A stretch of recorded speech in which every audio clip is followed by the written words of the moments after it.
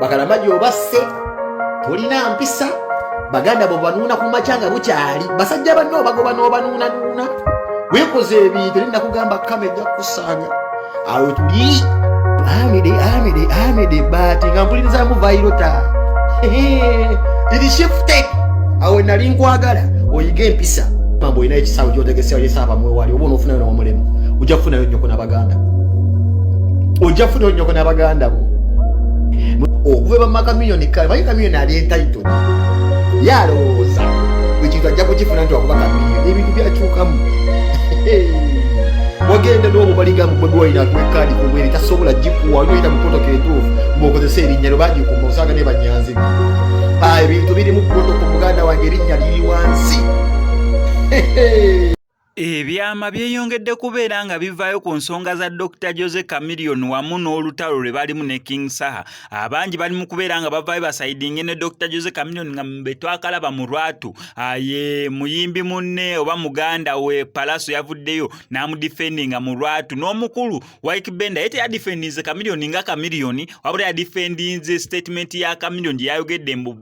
King Saha se yawandika oluyimba lwa Valuvalu. Omuyimbi Wyke Benda n'avaayo n'agamba nange nteekawo omukono gwange ne bagusala ebisigadde saagala kumanya oba ani asinga okuyimba oba ani asinga oba ani alina eddoboozi eddungi oba naye ensonga y'okuwandiika oluyimba lwa Valuvalu lwoka sinte oba badisha naye agamba luyimba lwa Valuvalu ye waatadde point ye olwo asibawo n'ekintu tamanya ekyoba ki naye akakasa bukakasa nti King Saha si ye yaluwandiika ye standi y'omuyimbi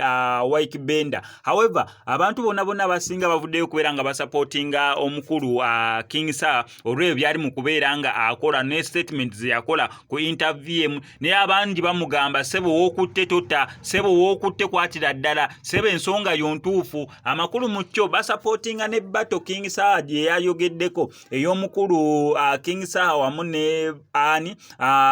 Eddie Kenzo eyo gye yasinze okubeera ng'ayogerako. However ayagamba ne we bamuleetera Chameleon yennyini asobola omukuba omuziki paka kuwulira bubi. Chameleon avuddeyo n'agamba kale g'obeera weeyita musajja tegeka concert ku lunaku lwe lumu nange lwentaddeyo tusooke nkulako endongo naye however much mbu omuntu ne wategeka concert ku lunaku lwe lumu eno tuba tetuyinza asobola kubeera nga tugiraba olw'ensonga oba comparinga ne tufuna obujulizi obw'enkomeredde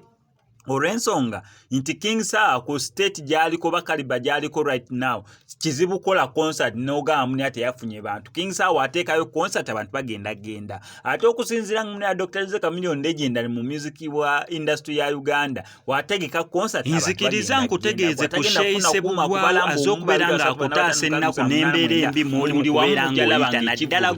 ali ebweru nga visa egaanye onoonyeza omulimu guganya empapula zikutawaanya sente zikuyita myagana gyangalo otawanyizibwa ensonga z'omukwano. Shey Sebugwawo az'okubeera nga akutaasa ennaku eyo ng'akulombera edduwa mukubireko ku enamba y'essimu tojja kubeera nga wejjusa.